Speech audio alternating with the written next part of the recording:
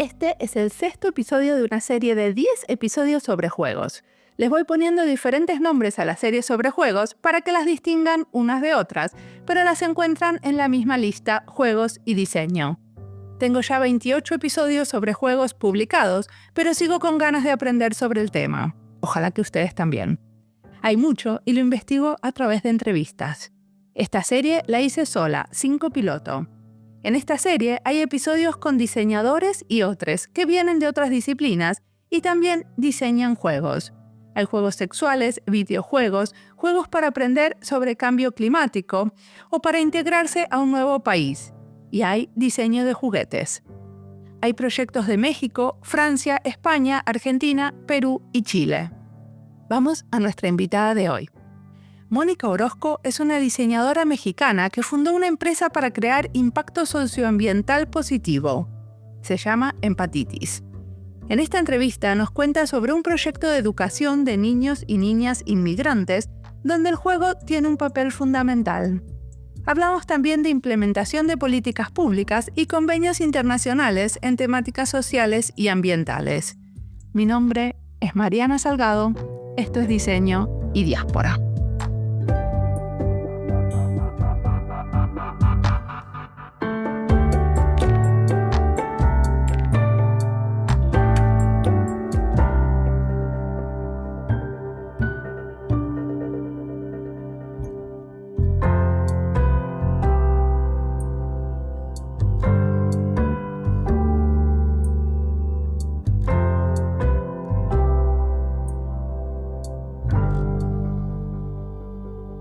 Bueno, yo soy Mónica Orozco, yo soy de México, he vivido por muchos años en Ciudad de México y recientemente me moví a Cholula, Puebla.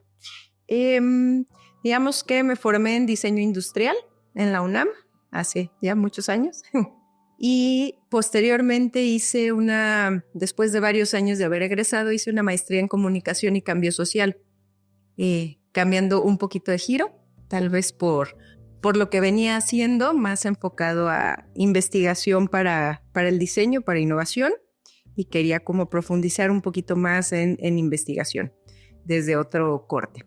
¿Y cuándo fundaste Empatitis? Empatitis nació en 2013, ¿no? En realidad nació como pues una idea, un sueño de un par de personas, ¿no? Que trabajamos juntas en una consultora para innovación. Entonces me invitaron a participar como parte de Empatitis y pues fue que también entré como socio, pero fue en 2013, ya tenemos 11 años vivos. ¿Y cómo definirías Empatitis? ¿Es una empresa que hace qué? Empatitis lo definimos, más bien, bueno, tuvo como varios cambios, evoluciones, diría yo, a lo largo de esos 10 años, pero digamos que la más constante o la que ha permanecido por más tiempo, es una consultora, una empresa de consultoría para proyectos de impacto socioambiental.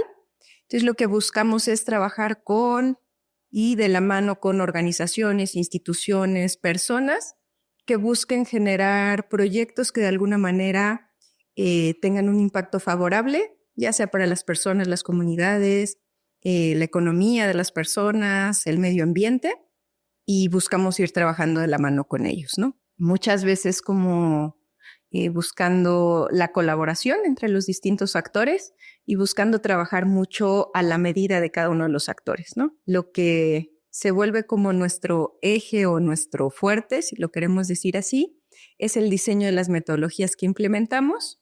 Hacemos la integración de varias metodologías del diseño, de diseño estratégico, de innovación, de diseño centrado en las personas, y lo integramos con otras metodologías más tradicionales, si queremos llamarlas así, de ciencias sociales, ¿no? Del conocimiento de las personas, más como desde la etnografía, la investigación cualitativa, y logramos entonces pues ir trabajando distintas metodologías de acuerdo a la temática, de acuerdo a las personas con quienes estemos trabajando, las comunidades, los grupos, etc.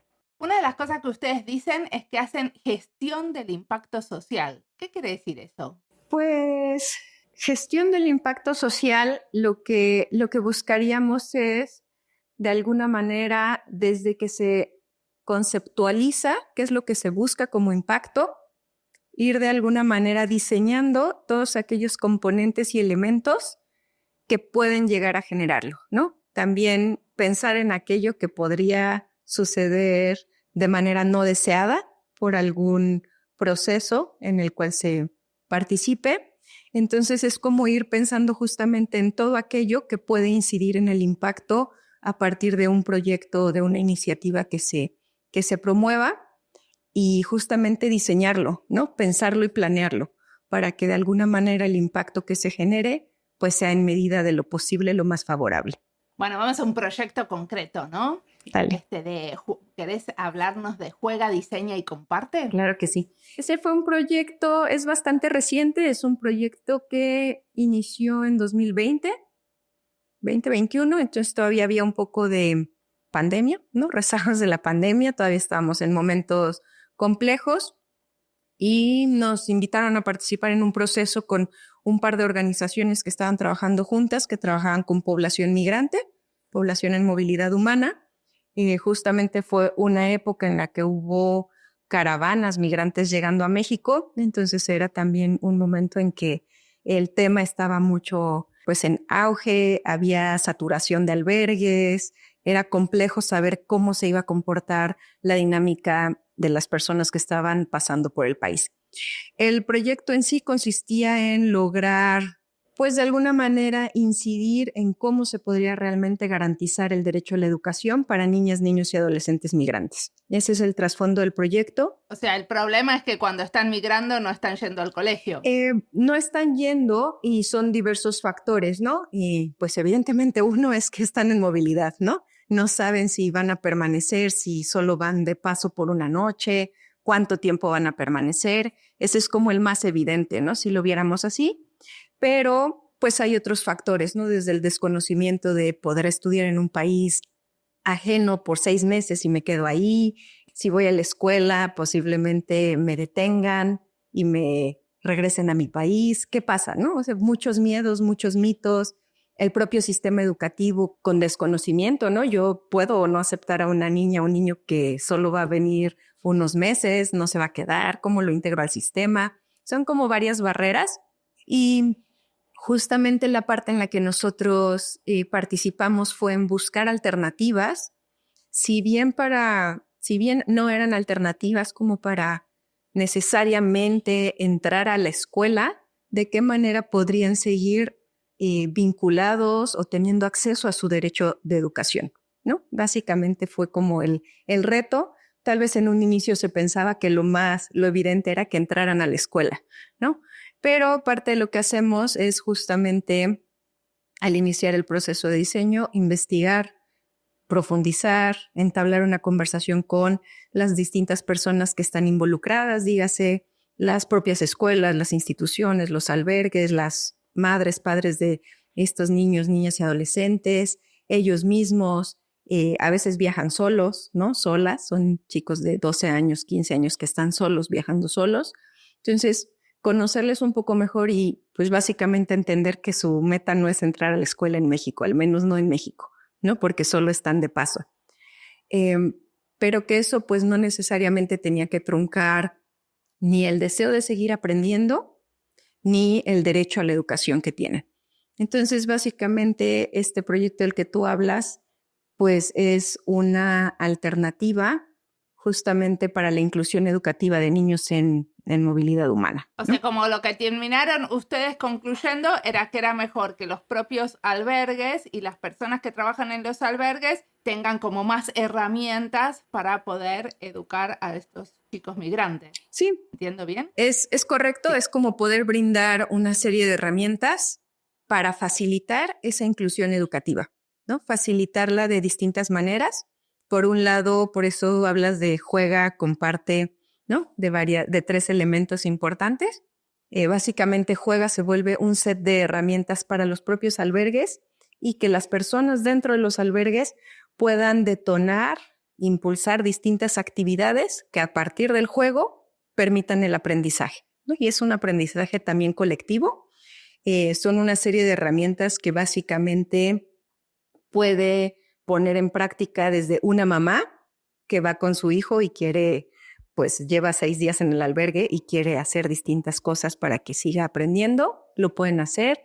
Una persona que es voluntaria dentro de un albergue también puede implementar esas actividades, o alguien que está 100% dedicado, digamos, a la parte educativa de los niños dentro de los albergues, ¿no? Entonces, esa es como la parte del componente de juega, que es toda una serie de herramientas, de materiales didácticos, ¿no? Todos basados en juego. ¿Y qué tipo de juegos hay ahí? ¿Me contás de alguno? Pues son varios, porque aparte el gran reto es que son niños, niñas de distintas edades, ¿no? Claro. Entonces teníamos que abarcar como un abanico importante, ¿no? Entonces hay juegos desde juegos que les incentivan, por ejemplo, a conocer de las maneras en que en otros países se nombran las cosas, ¿no? Son muros donde pueden ir escribiendo en distintos, no hay, sí, idiomas en caso de haberlos, o las distintas formas en que nombran una fruta, una parte del cuerpo, algo de la ropa,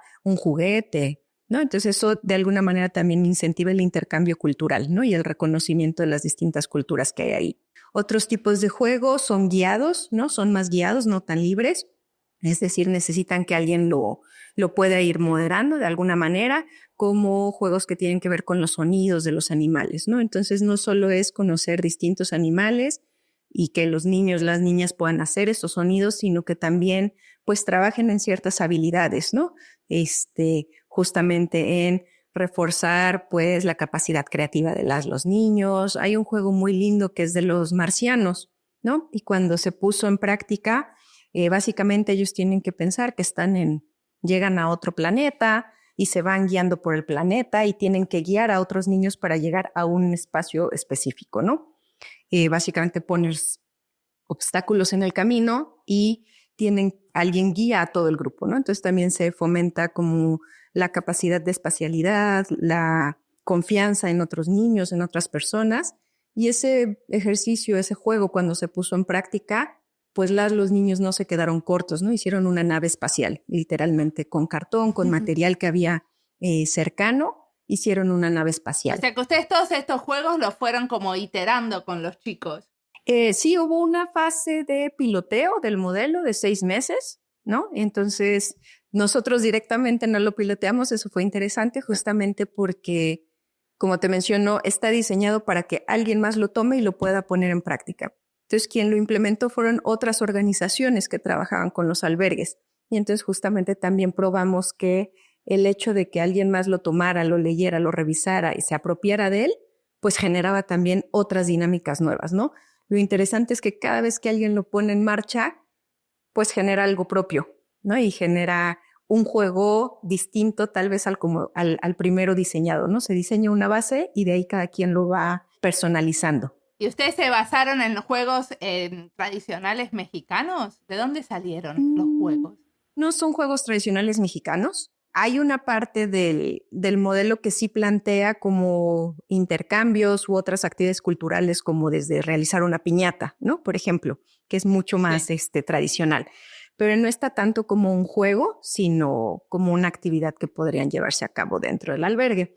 Los juegos como tal más bien partieron de una serie de dinámicas de diseño participativo, donde entre varias personas que estuvimos involucradas en el proyecto, pues nos pusimos realmente a pensar, bueno, ¿qué habilidades queremos desarrollar? ¿Qué espacios tenemos? ¿No? Ese es otro reto, ¿no? Hay albergues que pues son cerrados, no hay espacio para que corran, para que jueguen, para que usen un balón, por ejemplo, ¿no? Y hay albergues que son totalmente abiertos.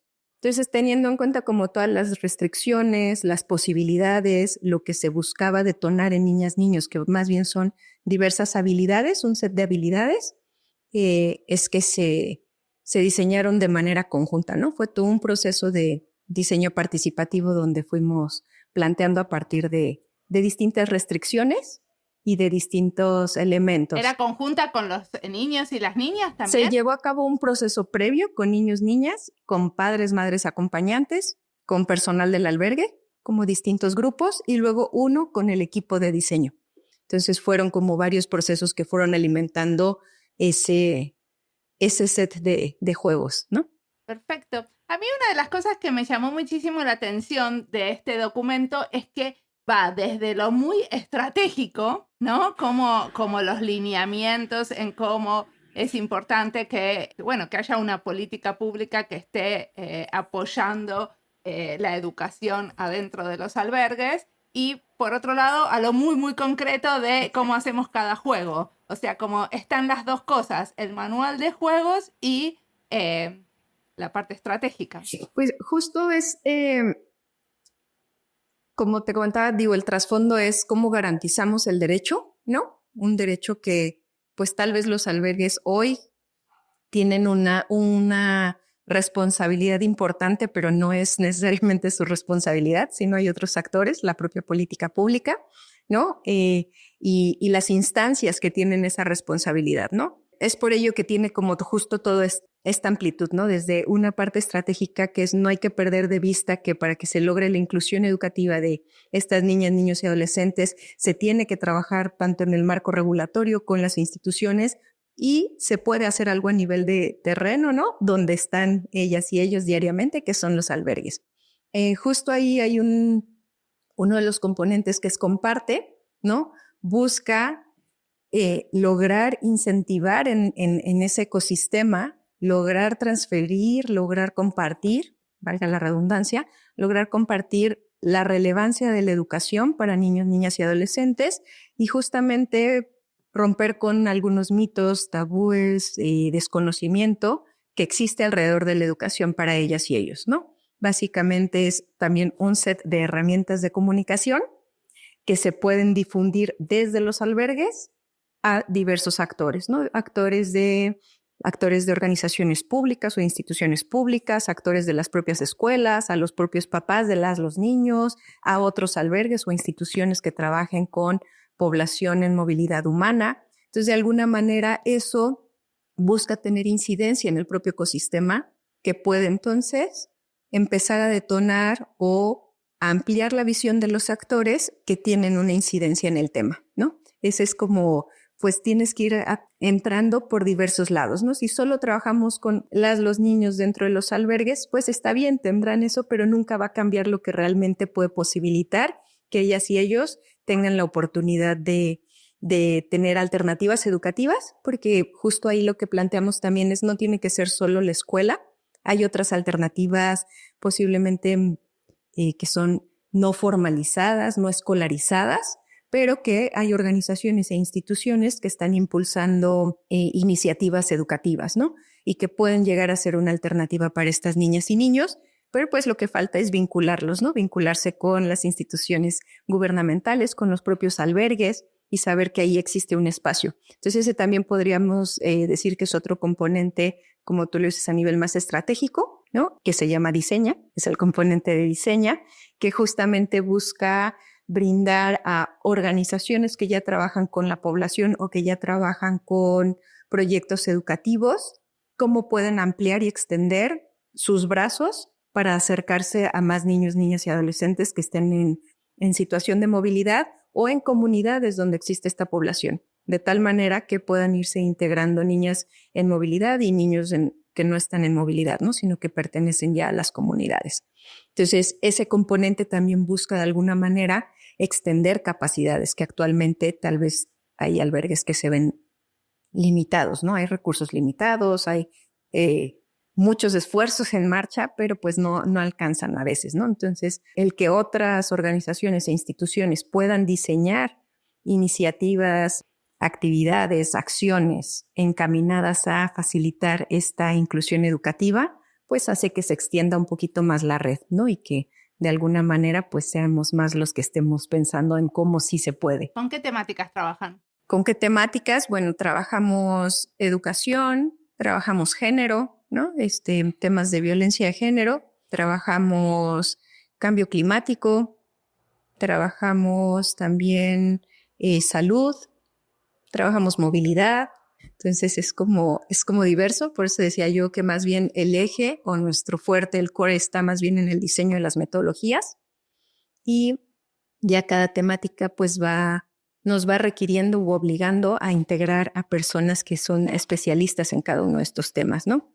en el tema de género, pues una muy querida amiga y compañera de trabajo con quien colaboramos, pues podemos ir trabajando desde la implementación o el diseño de ciertos protocolos, por ejemplo, a niveles institucionales para prevenir y atender la violencia por razón de género en este tipo de instituciones, o dar capacitaciones, ¿no?, a otras instituciones para que también puedan ir visualizando justamente mecanismos para prevenir la violencia en sus instituciones, ¿no? Entonces, pues podría ser así como te hablo ahorita de jugar, pues podemos trabajar el tema de género también, ¿no?, o de violencia de género específicamente. ¿Y con cambio climático qué están trabajando? Con cambio climático hemos trabajado, por ejemplo, temas de cómo es que el sector turístico, ¿no? ¿Cómo puede el sector turístico empezar a trabajar, visualizar e implementar acciones pues acciones enfocadas en la adaptación al cambio climático, sí, acciones de adaptación al cambio climático.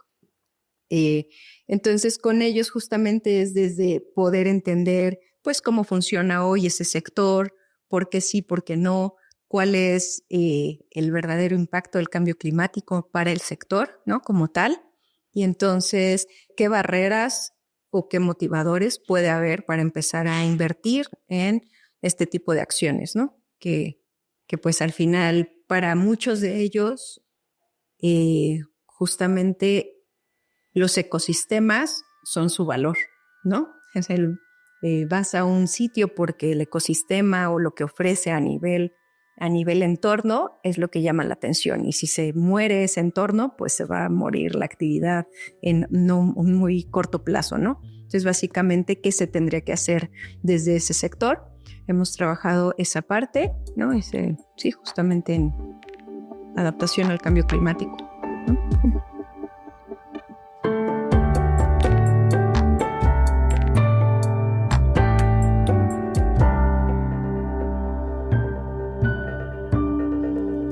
Esta entrevista es parte de las listas Diseño Sostenible, Juegos, Educación y Diseño, Inmigración, Niñez y Diseño, México y Diseño Feminista.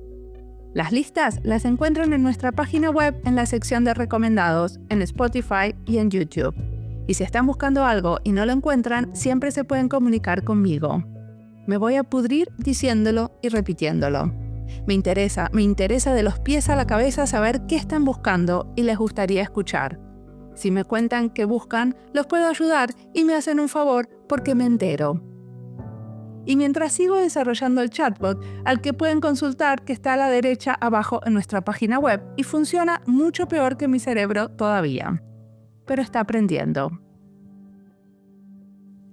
Mónica nombra a Isla Urbana, un proyecto excepcional que vale mucho la pena conocer si no lo conocen ya.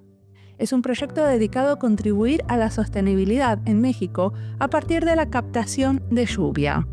Entrevistamos en el episodio 209 a Renata Fenton, que nos contó cómo diseñan con comunidades para la adopción de sistemas de captación pluvial. Ellos trabajan para visibilizar y visualizar cómo llega el agua y dónde va, y de esta manera concientizar a la población en el ahorro.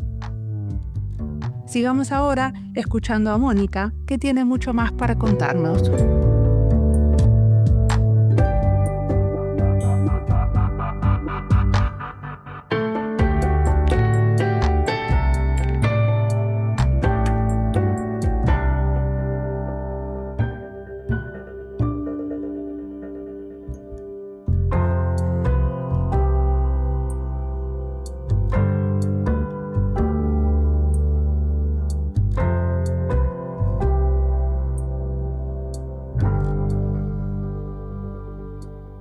Decime una cosa, ¿y quién financia este tipo de proyectos? En realidad son proyectos de cooperación internacional, ¿no? Entonces hay proyectos en los que trabajamos con el gobierno local y una institución, un organismo internacional que lo financia. En este caso es un organismo internacional, ¿no?, quien lo financia, y tiene contrapartes. En este caso eran 3 instituciones mexicanas que eran contrapartes de este organismo, de tal manera que ellos pues también tenían una participación en ese sentido, ¿no?, localmente. Y eso, cuando vos venís con financiación de la cooperación internacional para hacer este tipo de proyectos que tienen como, ¿no?, una incidencia en la política pública local, ¿cómo está recibido? Hay de todo, pero muchas veces los proyectos son bien recibidos. ¿En qué sentido? Cuando hay proyectos de cooperación internacional que buscan incidir en política pública, evidentemente, pues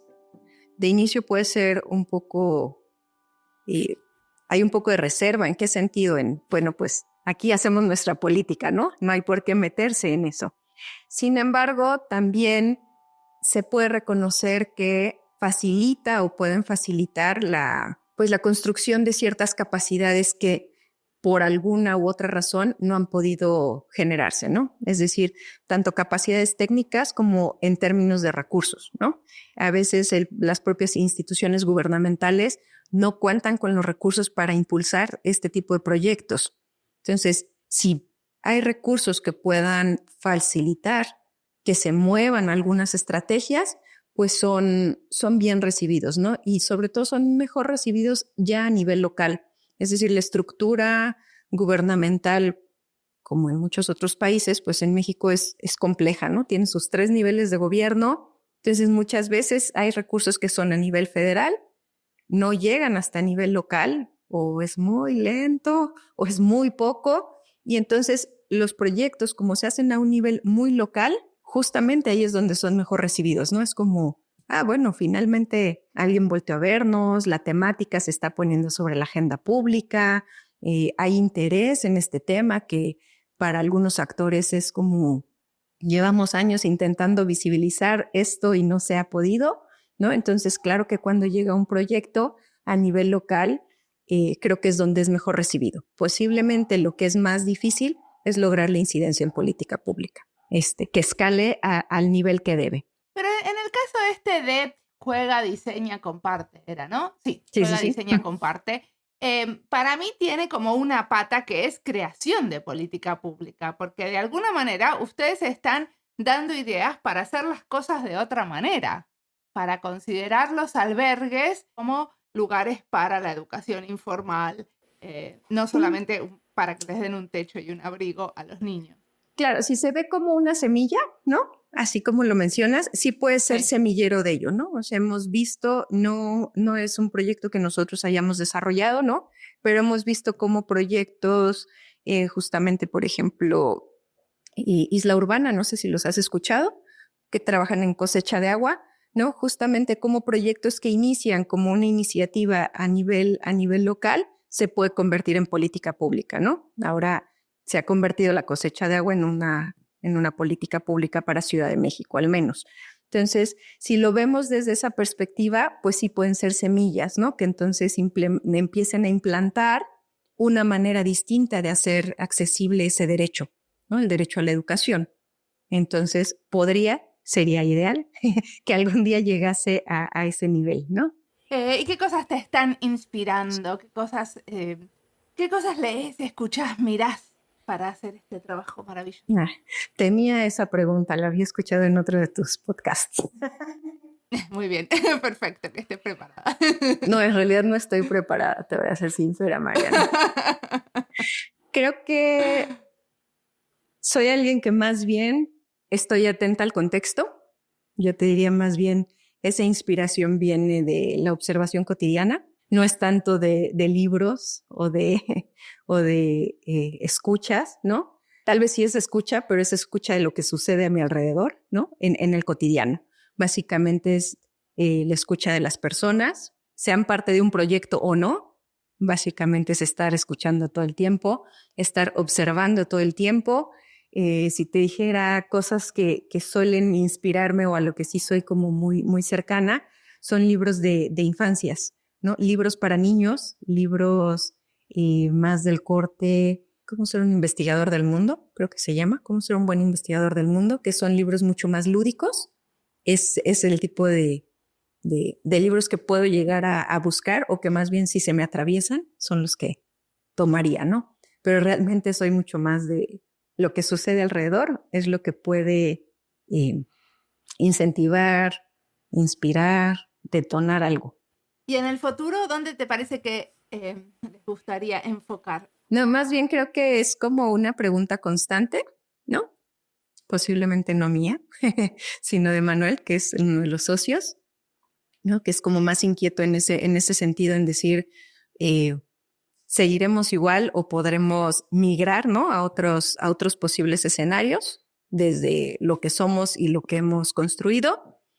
Y más bien hay escenarios tal vez pensando en trabajar con grupos en específico, ¿no? Es decir, por ejemplo, con las juventudes, ¿no? Que pues al final siempre se apuesta a las juventudes, pero poco se trabaja con ellas, ¿no? En un sentido activo, ¿no? De decir, bueno, ¿qué es lo que tendrían que saber? ¿Cómo es que se puede trabajar con ellas?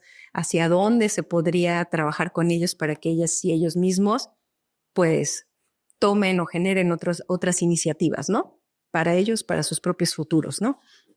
Por ejemplo, ese es un escenario como de los últimos que hemos estado hablando, pero al mismo tiempo sigue el gusanito, la inquietud por, pues, no dejar los otros temas y otros grupos con los que trabajamos, ¿no? Hoy trabajamos con grupos muy diversos, y con temáticas muy diversas, ¿no? Adaptación al cambio Y climático. decime, ¿qué le recomendarías a la Mónica que recién acaba de terminar de estudiar? Porque nosotros nos escuchan muchas y muchos diseñadores jóvenes. Creo que es como dejarte sorprender de lo que puedes ser capaz, esa es una, y dejarte sorprender de a dónde te puede llevar, ¿no? La vida. Creo que al final uno siempre termina llegando a donde posiblemente su interior se lo iba diciendo sin saberlo. Me refiero yo estudié diseño industrial, tal vez con otra cosa en la cabeza, pero muy en el interior siempre tuve la espina de trabajar con proyectos sociales, ¿no? Y tal vez en algún momento de crisis fue, ¿y cómo voy a vincular el diseño a eso? O sea, ¿qué voy a hacer? ¿En qué momento se podrá hacer? ¿No? Y se dio. Más bien no fue tal vez algo que yo buscara directamente, pero la propia vida me fue llevando a eso, ¿no? Y hoy estoy en un lugar donde me siento muy, muy cómoda, ¿no? Me gusta lo que hago. Cuando me preguntan qué estudiaste, digo, bueno, pero no hago nada de eso. Y luego digo, no. O sea, sí hay diseño en lo que hago, pero no es el diseño de objetos. Y aunque cuando vemos Juega, el proyecto que mencionas, ¿no? De Juega, comparte y diseña, pues sí hay diseño detrás de eso y hay mucho diseño en realidad, ¿no? Pero más bien es eso, ¿no? Dejarte sorprender incluso por ti misma y por lo que eres capaz de hacer y a dónde eres capaz de llegar, ¿no? El no pensar en la limitante de como estudié tal cosa, tengo que hacer tal cosa o estar en tal sector o trabajar de esta manera. Creo que posibilidades hay infinitas para cada quien. Muchísimas gracias por la entrevista. No, aquí.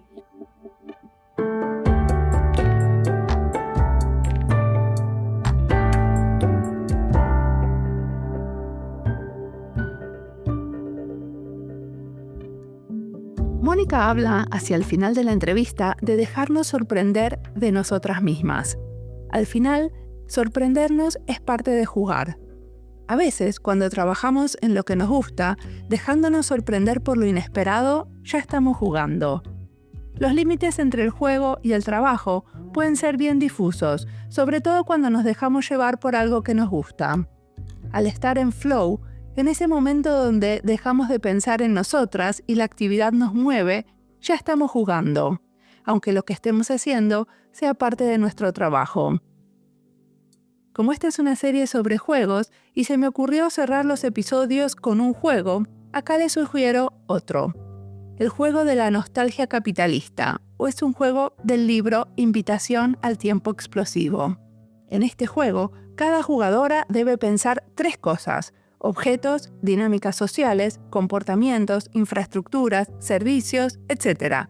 Cosas que echarías de menos del capitalismo después de una revolución, que puede ser libertaria, ecosocialista, fascista, comunista, tecnófila, la que quieran. Las jugadoras compartirán los resultados, que además de interesantes por el contraste personal, serán reveladores de la configuración de los deseos y subjetividades dentro de la sociedad capitalista. Este juego se jugó por el Instituto de Transición, Rompe el Círculo de Móstoles, en otoño del 2017. Como siempre, la música del podcast es de Antonio Zimmerman, el diseño de sonido es de Andy Fechi. Este podcast está publicado con licencia creativa común con atribuciones. Esto fue Diseño y Diáspora. Pueden seguirnos en nuestras redes sociales en YouTube, Instagram y Twitter o visitar nuestra página web diseñoydiaspora.org. No olviden recomendarnos y recomendar nuestros libros. Nos escuchamos en la próxima.